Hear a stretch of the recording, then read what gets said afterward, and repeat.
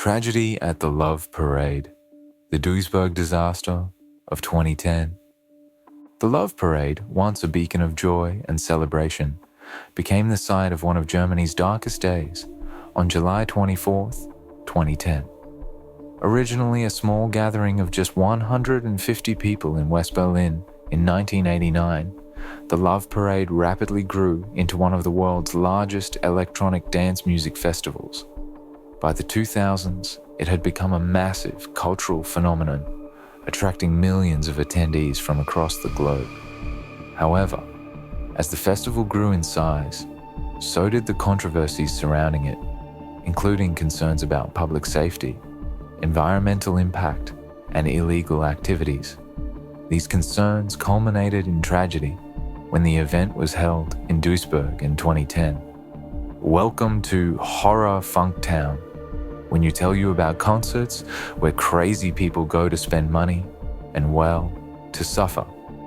The Love Parade, a brief history.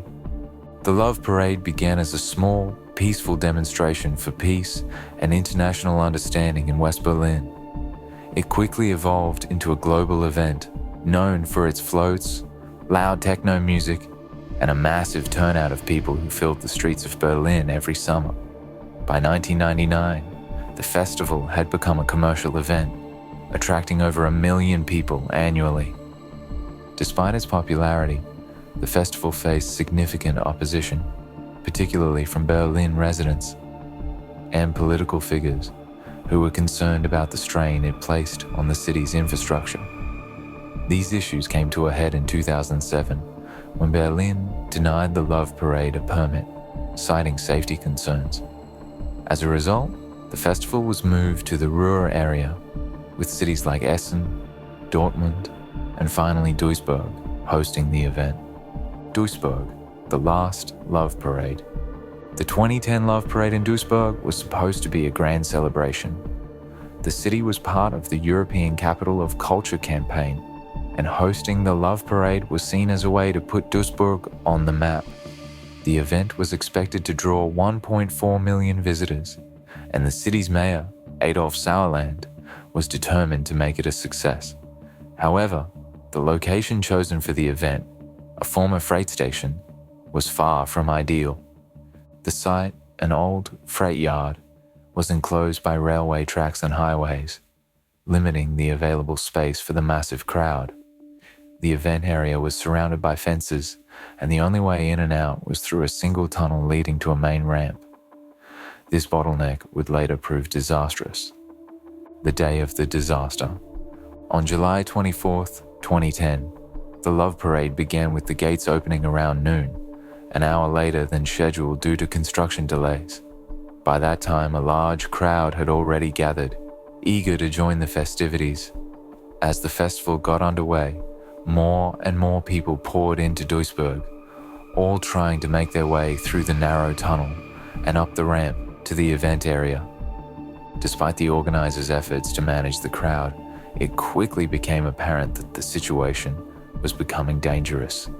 The main ramp was soon packed with people, and the inflow of festival goers far exceeded the site's capacity.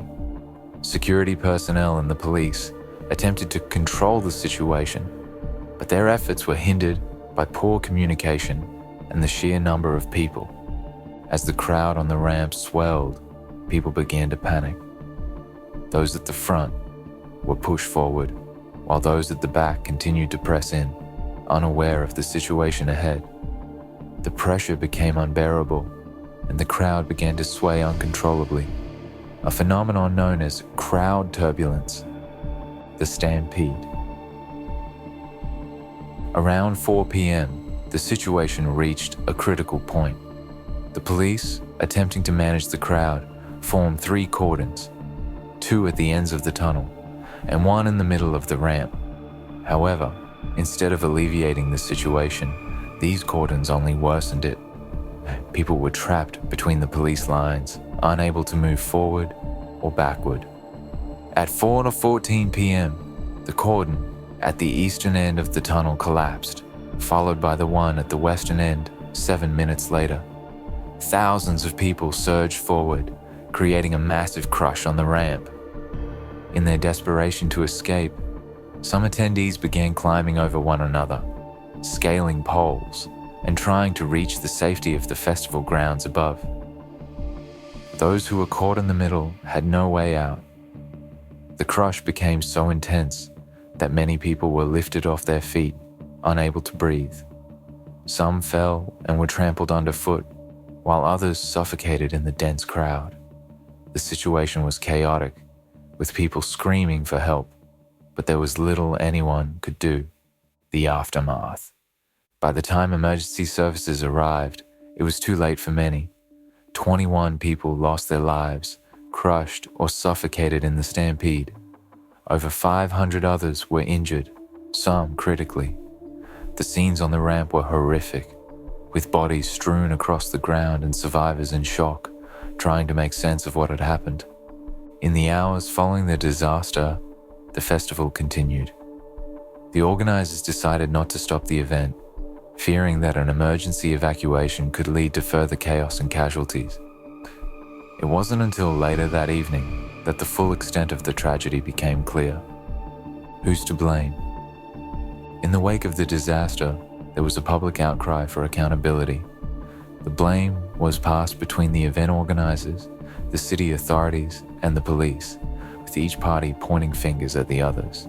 The festival's organizer, Rainer Schaller, blamed the police for the crowd control measures, particularly the decision to form the cordons. The police, in turn, accused the organizers of poor planning and failing to provide adequate safety measures. The investigation that followed revealed a series of critical failures. The location was unsuitable for such a large event, the crowd management plan was inadequate, and the delays in opening the gates had exacerbated the problem. Despite these findings, the legal proceedings dragged on for years with little resolution. In 2016, the district court in Duisburg decided not to proceed with charges against the 10 suspects, citing a lack of evidence. The legacy of the Love Parade. The 2010 Love Parade disaster remains one of the most tragic events in modern German history. It not only brought an end to the festival, which had been a symbol of unity and joy, but it also highlighted the dangers of poor planning and inadequate safety measures at large-scale events. In the years since, there have been calls for stricter regulations and better crowd management practices to prevent such tragedies from happening again. The city of Duisburg and the organizers of the Love Parade have faced intense scrutiny, and the disaster has left a lasting scar on the community. Despite the tragedy, the Love Parade's legacy lives on in the memories of those who attended the event over the years. It was a festival that brought people together from all walks of life to celebrate music, freedom, and love. The 2010 disaster serves as a somber reminder of the importance of safety and the devastating consequences that can result when it is overlooked. If you found this in-depth look at the Love Parade disaster compelling, make sure to like this video and subscribe to our creepy channel. We explore the darkest chapters of history, uncovering the stories that deserve to be remembered. Don't miss out on our next deep dive into another haunting event. Stay tuned and let's learn from the past together.